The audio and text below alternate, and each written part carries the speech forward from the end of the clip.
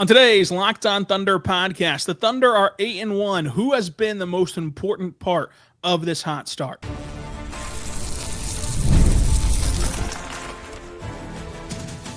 You are Locked On Thunder, your daily Oklahoma City Thunder podcast. Part of the Locked On Podcast Network, your team every day.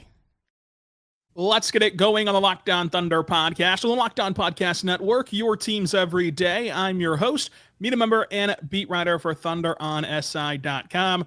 Rylan Stiles. Follow me on Twitter at Rylan_Stiles. Follow the show on Twitter at LO Thunderpod. Thank you so much for making us your first listen every single morning, every single day. We're here for you, talking Thunder basketball. Make sure you give it a follow, a subscription, a like, review. We're here for you every day. You everydayers make this show work. On today's show, we're diving into who's the most important player on this Thunder's 8-1 start, their best start in franchise history, going 8-0 to start, losing against Portland last night, and what's been the most impressive part of these players' developments. And we're going to dive into a pretty tough stretch ahead for Oklahoma City with Michael Martin of Let's Talk Thunder on YouTube, Michael on Sports on social media. Today's show is brought to you by FanDuel. Right now, new customers can bet just $5. If your bet wins, you get $300 in bonus bets to use across the app. Head over to FanDuel.com to get started. Michael, what'd you think of last night's game against Portland? It was late again, but it's one of those things I mentioned on Twitter. It's a loss that you can't really be mad at, and there's no shame in losing to this Portland team under those circumstances. Second night of a back-to-back. This team's just running on fumes, low on gas, and Portland shot out of their mind for some big stretches from three. So disappointing that we're not going to see them sort of chase that Warriors record of undefeated streak to start a season, but overall, I can't be too mad. We knew that they weren't going to go 82-0 and didn't expect that. So there were going to be a couple of hiccups on the way, but I'm excited to see how they respond. Yeah, it's going to be fun to see them respond tonight in Sacramento to start the NBA Cup journey for the Oklahoma City Thunder. We'll get into that coming up. But 8-0 is their best start in franchise history, toppling last year's 7-0 start to the 68-win season that was in the eventual NBA championship season that last year was for Oklahoma City. And along the way, they've had to battle a lot of adversity. Like, their schedule has not been kind to them. They just got done playing a 3-game and 4-night stretch and a back-to-back against Portland, and now they play the Kings 3 games and 4 nights again here. This has been a very condensed part of their schedule, and obviously the worst time to have a very condensed part, the worst time to have the most games played in the NBA whenever you're so shorthanded. No J-Dub for the entire season. Kenrich and Topic have not debuted yet, and then you've been missing Isaiah Joe for a big chunk, Alex Caruso for a big chunk, Chet Holmgren for a big chunk. And so you've been missing these key pieces. And then Lou Dort, of course, was out last night as well with that shoulder injury he suffered on Tuesday against the Clippers. Overall, I thought that everything caught up to them last night, and they just were completely out of gas, as you put it. I mean, they just were so fatigued last night, and it compounded in that second half, and they couldn't quite cling to that 20-point lead to start. And it started to waver in the second quarter whenever Mark got more exploratory with his lineups, but you have to do that. You have to try all these different lineups because of how fatigued you were. Like, imagine how much worse that they would have looked fatigue-wise had you been playing a lot of the regulars for heavier minutes in the second quarter. They were trying to manage their roster. They just couldn't quite do it, and Portland is a good, scrappy team to win some games here in this season. They've been off to a hot start with Thiago Splitter as their head coach since the Chauncey Billups situation, whatever happened there. Now, we talk about this 8-1 start. Still an impressive start, all things considered. Let's rank the 8 players who we think are the most important on this start. Let's start at number 1. Who's the most important player to this 8-1 start?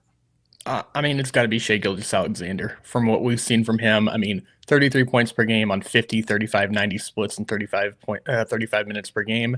And I think the thing that stands out to me the most is the assists around the same from the last couple of seasons, Rylan, but it feels like there's been a pretty obvious playmaking leap from him.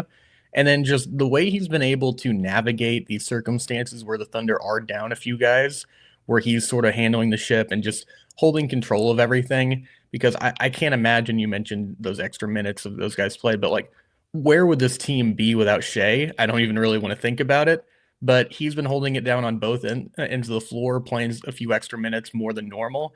And I've been really impressed as well with just how he's looked on the defensive end too, because I don't think anyone would be mad if he phoned it in for a few more possessions here and there on each game, just given the circumstances he's playing under. But he's still been really effective on that end as well.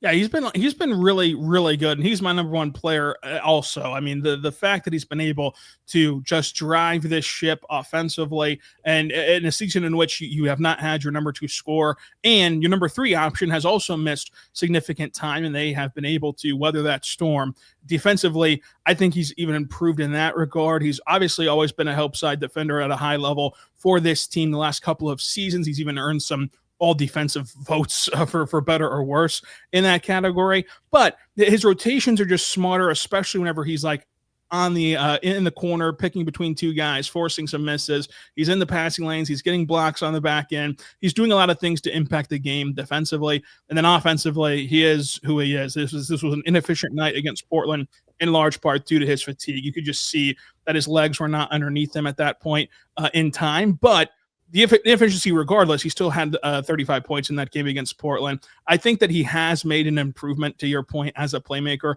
And you look at his potential assists that have been there. He's fourth right now in potential assists with 125 potential assists on his resume. That's behind Cade Cunningham, Jokic, and Booker. And to kind of put the numbers into perspective, Jokic is 133 potential assists and SGA is 125. Like, his playmaking has gotten a lot better. That part of the reason why it hasn't popped to the degree on the overall per game numbers is because they started out the season so poor from three, and he was a catalyst of setting up some open threes that just could not fall for this team. They've shot better recently. He's shot better recently.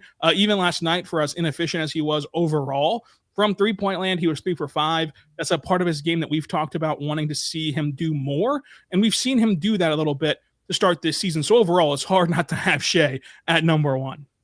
Yeah, he's been really good. MVP of the league, finals MVP, scoring champion. We can go on and on about all this stuff, but it would be kind of crazy. But moving on to number two, I have a guy, because I don't know how you did this. I kind of valued and weighed the scale differently based on games played.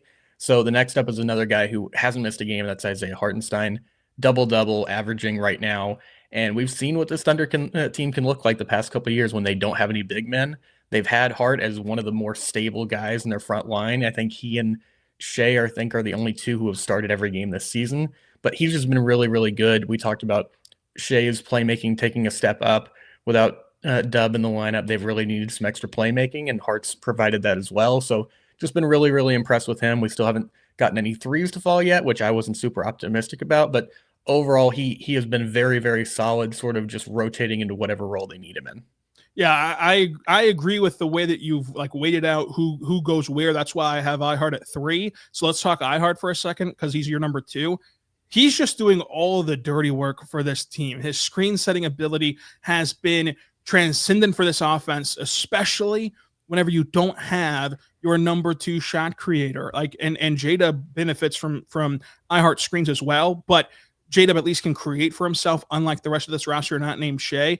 And iHeart has set guys up in unique positions. He can also throw guys open as a playmaker. And then defensively, he's just always in the right spots. And whenever he has been able to play with Chet, you've seen that pairing grow as well, both offensively with their spacing and their play finishing off of one another, throwing each other lobs, but also defensively. Like, you look at what they did against Zoo and just shutting him down. That was in large part iHeart doing the dirty work of absorbing contact and kind of standing him up in the paint, and then Chet comes over, gets a block. Shai comes over, gets a block. I think that Wiggins had one as well. Like, just iHeart absorbing a lot of that burden and bruising from other bigs has been just paramount for this team to get off to this start. His rebounding ability and his ability to tap rebounds out, even the ones that he doesn't collect, and him being a double-double machine to start this season. I have him at 3. My number 2 guy was Ajay Mitchell. He was a guy who I was very high on coming into this year. I had the bold prediction that he'd be a top 8 player on this roster. Feel pretty good about that heading into the rest of this season. But he's also been thrust into a role that you didn't think you'd have to play right out of the chute, especially for this long, of being the true number 2 scorer. He's played off Shai exceptionally well, to the point where they've even been able to defer to AJ as the on-ball guy and let Shai play off the ball and let Shai play off of AJ, which helped them out, especially last night, whenever Shai was so fatigued that they could get him the ball already in his spots versus Shai having to get to his spots on the bounce. So I love what we've seen from AJ. He's of course had that streak of putting up double figures for the first like 6 games of the season. And last night he got right back to it. His ability to get downhill, generate contact, get to the free throw line has been huge. Last night he had 21 points on 7 attempts at the free throw line and 63% shooting from the floor. And I just think that AJ's been a huge part of this team's success, not just offensively, but defensively. Like, he's been able to make some plays on that end and be a plus defender to allow the other guys like Cason and the other elite defenders to step up around him. And those two factors, plus forecasting here, like his ability to play alongside Jada once Jada returns, it just has a really positive taste in your mouth about Ajay Mitchell's start to this season. And so I have him at number 2, because without his creation as a playmaker, without his ability to get downhill and get to the rim, where does this offense lead you? I don't think it leads you to an 8-0 start and an 8-1 in total start. Yeah, I had these two swap 2 and 3 just like you did between Hart and AJ. I almost put AJ at 2, but I guess I still have some PTSD last year of Dub at the 5, even though those look good of just like them not have any bigs. But you mentioned defensively, I think he was leading the league at one point in deflections, AJ was, but he's been really, really solid. I had trouble sort of navigating and separating the difference between his impact on winning and how impressive that has been versus just how impressive it's been overall, his development this year. But, you and I are 2 of the biggest property owners on Ajay Mitchell Island, and I don't think either of us even predicted that less than 10 games in, he'd be the favorite for 6th man of the year right now. Like, he's been unbelievable. He's been really, really good. I, like you, have no doubts that he's going to fit right next to Dub again. He's a really smart player. We've seen them succeed already. So I'm interested to see how he sort of continues to navigate things as teams get more and more adjusted to him, because it feels like he's sort of still a surprise for a lot of scouting departments or teams on like a scouting report, and how he sort of just fits in once those guys come back. I think it'll look good, but I'm curious to see what exactly it looks like. I completely agree. Of just like, I can't wait to finally see the envisionment of him playing next to a more regular Thunder team. But for the time being, like, he's done excellent in his role. And my number 4 is Cason Wallace. Like, this is a guy who leads the league in steals at 2.8 steals per game. He's been a lockdown defender who's stifled possessions, who's started fast break opportunities, who's done it all on that end of the floor. Like, they've hinted at him like taking the preparation more seriously as a player who last year admitted that he did not watch film and he just relied on his instincts. He relied on the coaches talking to him during the games of where to be and what to do. If he's truly taken that step forward as a guy who's preparing now for these matchups and implementing what he's learned, whether it be scouting reports or film sessions, it's translated very well to have a career high in steals per game, league leader in steal per game at 2.8, and just being a defensive stopper for OKC.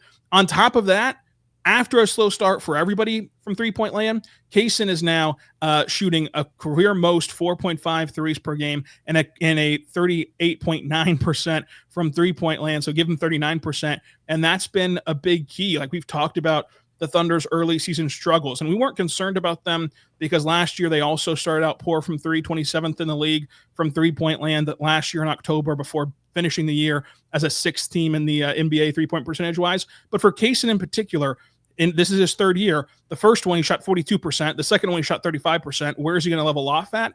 If it's 39, 40% from Cason Wallace leveling off at that 3-point mark plus his disruptive defense, you've gotten yourself a heck of a player. And so he's been really integral to this team's 8-1 start.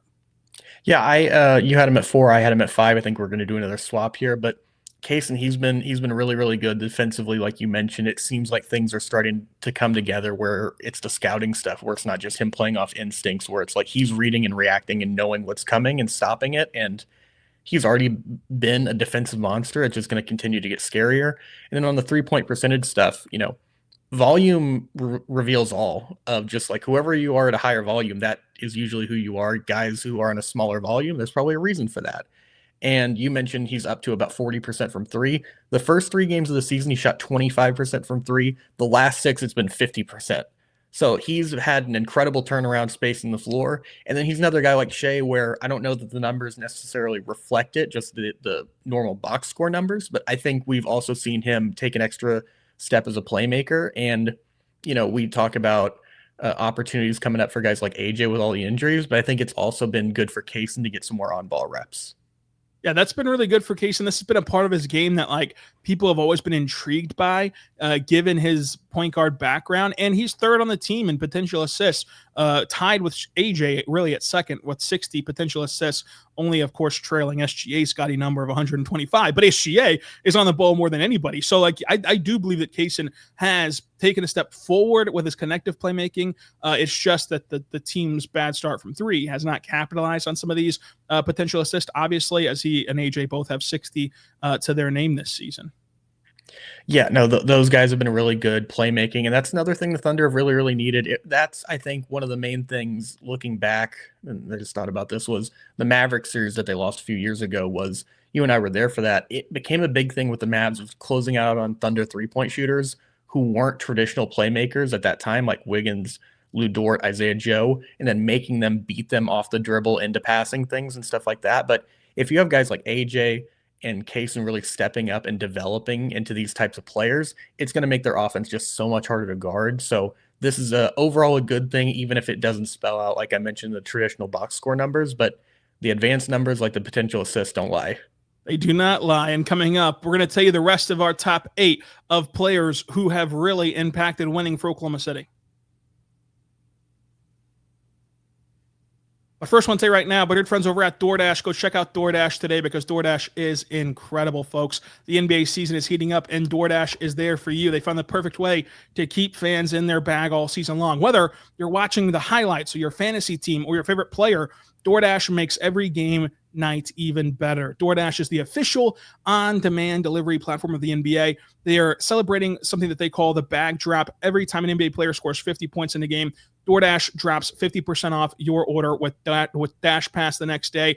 You're automatically entered for a chance to win the ultimate fan bag for you. You'll have player-inspired drip, exclusive gear, stuff that you actually want in this bag that you're going to want to get. DoorDash has you covered for the late night highlights, the last minute watch parties, or double overtime fuel up. So the next time somebody goes for 50 points, use code NBA50 the next day. You get 50% off on DoorDash with Dash Pass plus your shot at the bag drop. Remember, this is Dash Pass members only, 50% off up to $10 the day after a 50-point game with the promo code NBA50. Terms and conditions apply. No purchase necessary. Ends April 13th. Open to U.S. residents 21 or older. And you can visit DoorDashInYourBag.com for full details. DoorDash in your bag all season long. We're back on the Lockdown Thunder podcast on the Lockdown Podcast Network, your teams every day. So to recap, I've given you Shai at 1, AJ at 2, Hart at 3, and Cason at 4. What's your top 4 and who's your number 5, Michael? So we've only gotten through, I guess, 4 out of my 5. So we've gone Shai, Hart, AJ, and then the guy I'm about to get to, and then Cason is the one we mentioned earlier, and that's Aaron Wiggins. I have him at 4. You have him, I'm going to guess, at 5, but we'll get to it later. But I've just been really impressed with him. You know, we make the jokes about Aaron Wiggins saved basketball, but like at some point it's becoming a reality of how good he's been on this team whenever they need him to step up. Like I mentioned on Twitter the other day, it's like they activate him like a sleeper agent anytime someone goes out and they're like, hey, we need you to be a top 2 or 3 scorer on this team. And, you know, Portland, he was unbelievable, and that's not the bar I think we should be setting for him. But just the extra creation skill, the extra shot making, everything about it, he's been really, really good. And then something you've been on for a while is him defensively. And I feel like he's sort of added a little bit more muscle and gotten better in that department. And overall, he's become a more and more well-rounded player as we've gone on throughout his career. Yeah, he's made way more of a defensive impact, especially against bigger bodies. Like you see what he did against Sabonis, like that really jumps out, and it should jump out again tonight for Aaron Wiggins. And he's someone who's mentioned that he's not comfortable in the past defending 4s. And that's exactly what the Thunder have had to task him to do and what they will continue to have to need from him. And so he's done that at a much better level. He's better now at jumping entry passes and getting steals that way. He's better now at the double jump, leaping into a big man and getting a block. He's better at walling up and trying to absorb some contact and deter post-ups. Like he's done a lot better defensively. And I think he's gotten better as a playmaker, especially utilizing right now this runway that he has as a scorer and utilizing his ability to get downhill and defenses reacting to his drives to set up the pass. And it's just such a luxury to have a guy like Wiggs who can score at all three levels, who can create his own shot, and is also off your bench whenever this team is fully healthy. Plus, his shooting numbers have saved this team from just dreadful shooting nights. His play finishing opportunities whenever he's next to the main guys, like whenever Chet's healthy and Shai's out there, his ability to just kind of be a release valve for this half-court offense has been huge. Wiggins in general has been huge for this team, and so I have him in my top 5 as well at number 5. My number 6 player, I have Chet Holmgren, and I know that he hasn't played in nearly all the games. He's only played in 5 of the 9 games so far. But when he's out there, he's done what you wanted. He shot the ball better. It's a career high 40% from him right now on 5 attempts per game, also a career high for him in these 5 games. He has a career high 20 points per game right now. He has 9.2 rebounds, which is a career high per game, 2 assists, which is in line with the rest of his career. And then career high in steals, 1.2, and then 1.6 on the blocks. The blocks are going to come. We know that from Chet Holmgren, who's also shooting a career high 56% from the floor. He's taken this 5-game sample size and has truly been incredible. And I think that the biggest encouragement from this start has been after he fractured his hip. Obviously, the concern was like how are the Thunder going to manage the rest of that season? They ended up doing it flawlessly. But another talking point with Chet after that was like that first 9 games, like he was on the MVP ladder. He was a lock for the All-Star. He was trending for All-NBA. Like how close could he get back to that post-hip fracture? He's gotten back to that, Michael, in this first 5 games. Yeah, it's been surprising. I think that we were all hoping he'd get to this point, but this fast has been really, really surprising, as I just mentioned. You talked about I have him in the same spot about sort of just the raw production versus sample size, and I think this is where it sort of meets in the middle with Chet.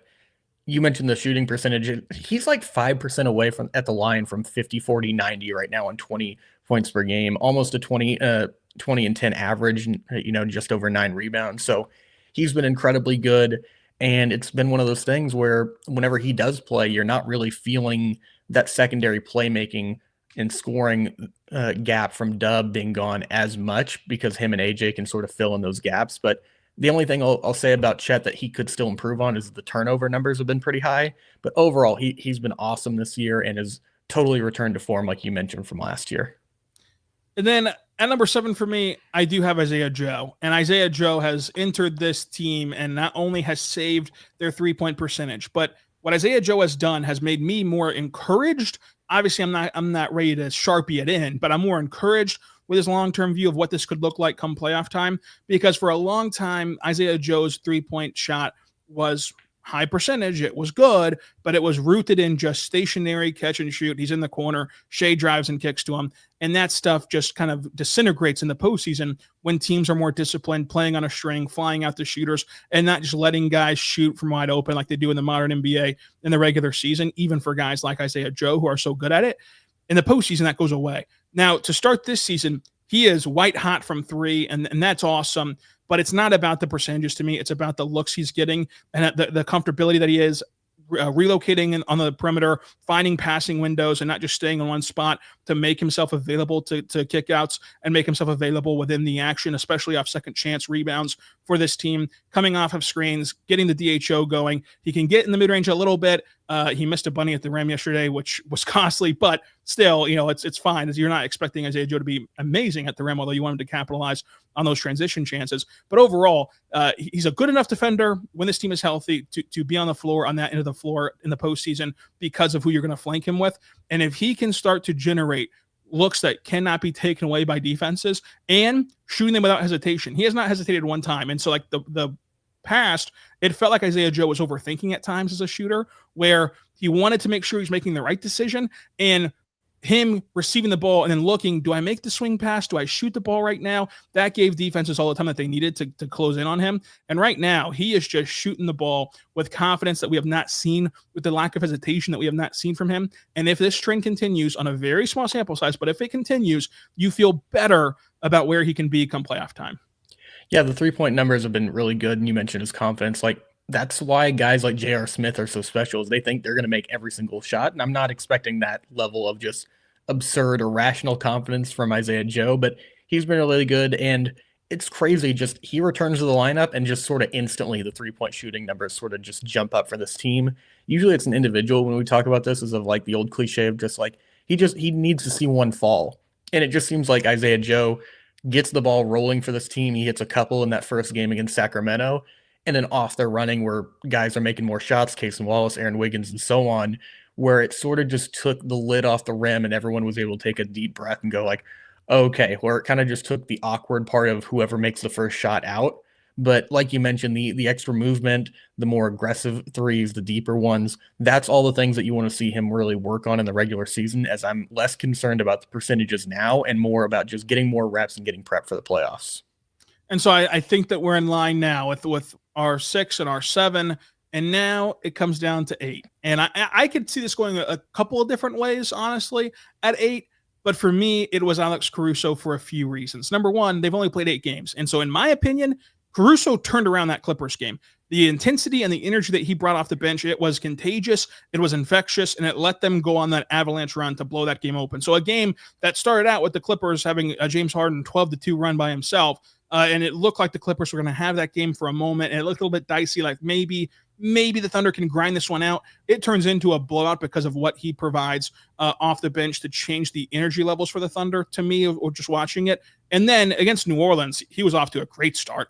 He was making key plays against Houston defensively. But the New Orleans game, like, he set a tone early. And if he would have been able to play more in that game, then he would have had a big night, I think, for this team. But who didn't have a big night against New Orleans? It was smart of the Thunder to save his bullets and to save him in that New Orleans game and not play him above 12 minutes in that one because he's an older guy. You've got to protect him from himself. You've got to load manage him. He was out for rest last night against Portland. But to start the season, 6 points per game, 2.6 stocks per night, 2.2 assists per night. He has 2 rebounds per night, and he shoots 36% from 3 as a guy that we believe is going to shoot the ball a lot better. And even last year, like in the regular season, he only shot 35% from 3, but in the playoffs, like, he was your most trusted 3-point shooter. Yeah, I don't want to dismiss AC because he's so good, like you mentioned, but he's one of those guys where it's just like, we'll see in the playoffs, buddy. We'll see then. He'll be fine. Like, he had the old thing that he joked about with guys like Jay, Will, and Cason about, do you want it now or do you want it in June? And we want it in June. So if he needs to take a couple of games off, needs to rest, that's totally fine by me. I went in a different direction. I went with Jay, Will. The shooting numbers have not been good, but defensively, it feels like there's really something there with the weight he's lost. He looks faster. It looks like he's a little bit more springy, getting up in the air, where he's still taking charges, but he's also contesting shots a little bit better. And then, Rylan, this Thunder roster, as we know, does not have any traditional 4 presence. And then even guys like J-Dub and Kenrich have both been out. And just sort of the Swiss Army nature of Jay Will's game, where the Thunder and Mark Daigneault have gone with more double big lineups. Jay Will has unlocked a lot of those things where it's not just like, hey, if we're going double big, it's got to be Chet and Hart. Now there's a lot of different options with Jay Will in the mix, and I think that he's been really, really good in that role defensively and as a connected playmaker.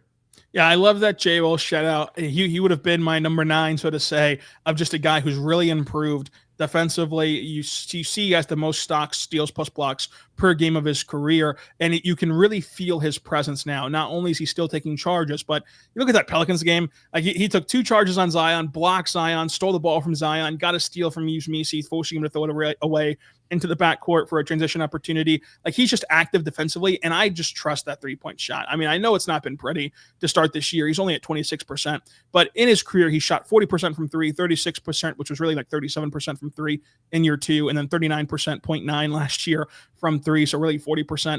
He's going to get the shot back. And then I think that he's really taken a page out of iHeart's book as a playmaker. While Jay Will has always been a plus playmaker as a big man, he's better this year, and he's doing more of the DHO stuff that iHeart's able to do this season, so credit to Jay Will. Coming up, let's preview this tough stretch for OKC.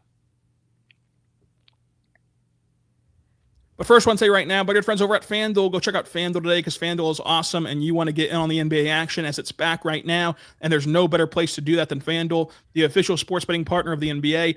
Even if you miss the start of a game or want to ride the hot hand, FanDuel has live bets for you. That way you can even predict who's going to score the next bucket or who's going to have a fourth quarter comeback. And if you bundle those together in a parlay, the same game parlay gives you a shot at a bigger payout.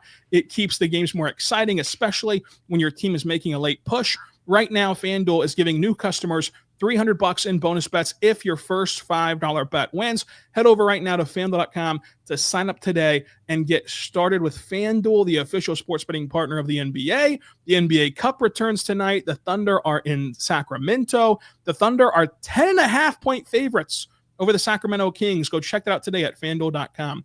Also want to tell you right now, my good friends over at Prize Picks. Prize Picks is incredible, and you can use it in Oklahoma, as Michael and I do. Michael is a Prize Picks aficionado. Prize Picks helps you and be engaged with these games, bring excitement to these games, whether you're following the NFL, NBA, or even both. There's no better time than right now to go to Prize Picks because you can combine these players together. You can have against the Memphis Grizzlies, you can have Shai on the more, and you can have Marcus Mariota on the more passing yards, Shai on the more points per in that game, and you can bundle them across the sports that you're watching. Go check them out today at Prize Picks. It takes less than 60 seconds to make a lineup, and you can play anywhere that Prize Picks operates, which includes, of course, California, Texas, Georgia, Oklahoma, all these places. You can go check them out today. They also, which is a big key in the NBA, have an injury reboot, which saves your lineup from losses if a guy does not play the entire game and leaves early, or if he's a late scratch right before tip-off. We know how often that happens in the NBA. You want to do that with Prize Picks. Go there right now by downloading the Prize Picks app. Use code LOCKEDONNBA and get $50 in your lineups after you play your first $5 lineup. It's a great deal. Code LOCKEDONNBA for $50 in lineups after your first $5 lineup. Prize Picks, it's good to be right. We're back on the Locked On Thunder podcast, on the Locked On Podcast Network, your teams every day. Here talking with Michael Martin. Let's Talk Thunder on YouTube, at Michael on Sports on Twitter. Michael, this upcoming stretch, you got Sacramento tonight, NBA Cup, Memphis, which is a weird end to this road trip. You go from the Clippers to Portland to Sacramento over to Memphis, and then back home to have another back-to-back Golden State Lakers back-to-back. How concerned are you about the fatigue factor that we saw mount against Portland? I mean, I've been on this for a little bit before this even happened, so I'm definitely concerned about guys like Shai and sort of what he looks like. These are going to be high-intensity games. Like, we can all say whatever if you're a cup believer or, cup denier, whatever you want to say, but I think there is some extra juice in those games, just whether it be the environment, the court, or whatever it is, and then playing in Sacramento, that crowd's going to be hot and up for that game. Anytime Russell Westbrook plays against the Thunder, there's going to be some extra juice. So they definitely need some guys back. So I would definitely keep an eye on it. And it's crazy because even with Shai sitting 4 different fourth quarters so far this season, you can still see the fatigue because it's not just about pure minutes. It's about the types of minutes and workload that he's getting. So I'm a little bit concerned, and hopefully, it's the best of a bad situation if you get a second night of a back-to-back, but at least it's at home. So how are you feeling? Yeah, I'm pretty concerned about it and the compounding nature of it all. I really believe that they will not get to reset until at least after this stretch, because you're going to go with the Kings here. I mean, this will be another 3-game and 4-night stretch. Then you're going to play Memphis, and then you're going to have a back-to-back, which is another 3-game and 4-night stretch. After the Lakers game, you get a couple off days, and then you play Charlotte, which should be a blowout. So you should really extend that break. And so I think that can give you a reset. But that's not until the end of next week. And this is a shorthanded club playing a lot of games. And you imagine that the Golden State and Lakers game will be close. Hopefully the Thunder can extend their lead against Sacramento and Memphis, but that's to be determined. That's a part of the whole thing here with 182 that the Thunder always lean on. But I'm concerned about fatigue being a factor for sure. And that's part of what I'm most looking forward to on this trip. I want to know what you're most looking forward to. For me, it's really about this team being the litmus test around the league. And like we've talked about this through the summer, and I think this is our first time to really have it noticed, where the Thunder are the kings of 0-0, and they're the kings of 182. But man, if you go watch those 2 Boston games last year, like if you go watch them play the Celtics last year, the reigning champs, they got up for those games regardless of what they said. They played at a different level in those games, regardless of what they said.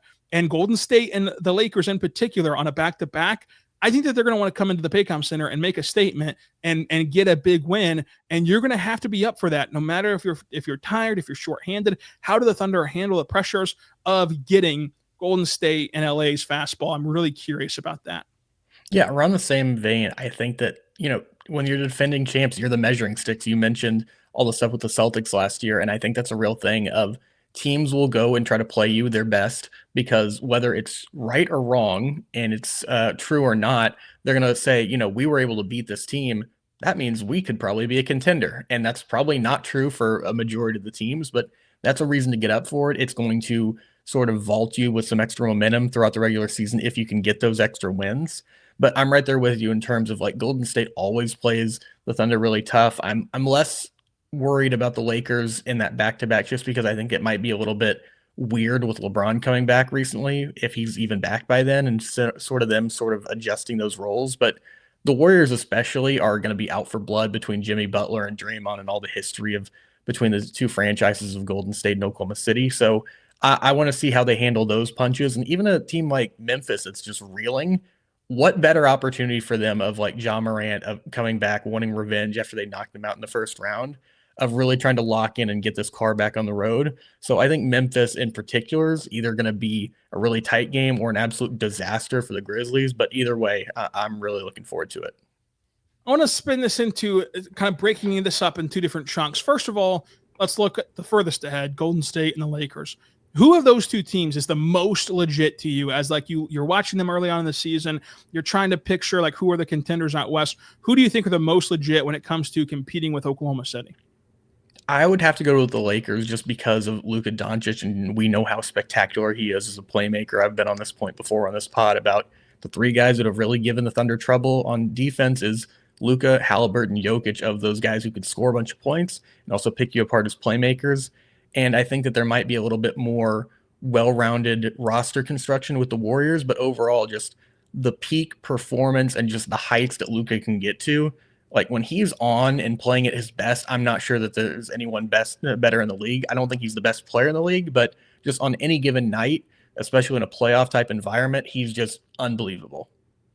Yeah, I would agree that it's going to be the Lakers for those very reasons. Now, on the flip side, who of Sacramento and Memphis have you negative concerns about? Because both these teams, you have zero concerns about them competing with OKC. But who's even worse of these two teams? Well, I just mentioned the Grizzlies coming back, wanting revenge, the whole thing of how, well, now we get to see if he did figure out the Thunder. That's going to be exciting. But the more I talk about it and think about it, I think it is the Kings. I think that they just have a little bit more talent. They're really rolling and feeling confident coming off a couple of different wins. Russell Westbrook has looked good. Zach LaVine's looked good. But I would go in that direction because I know the Grizzlies to me look like a team that's just begging to be put out of their misery right now. And I think the Thunder could go down to Memphis and go do that to them.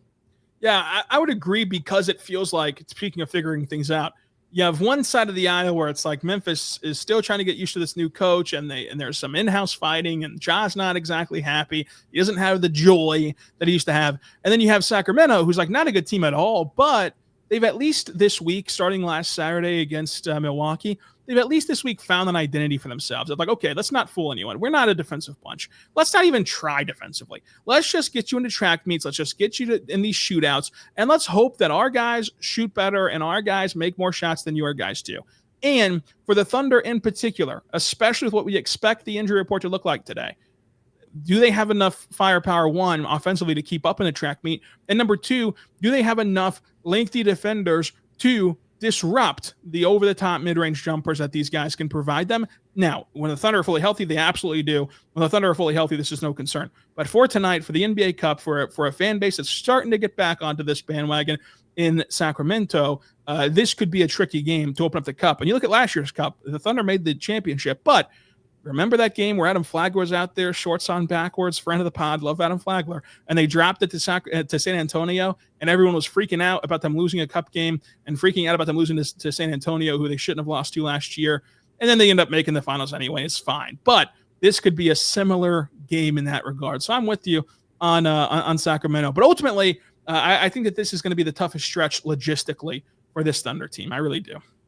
Yeah, it's going to be rough, and them coming back off this road trip, you're going to be happy to be home, and then right smack dab back in the middle of a back-to-back between the Lakers and the Warriors. So going to be really interesting. Hopefully we get some good basketball.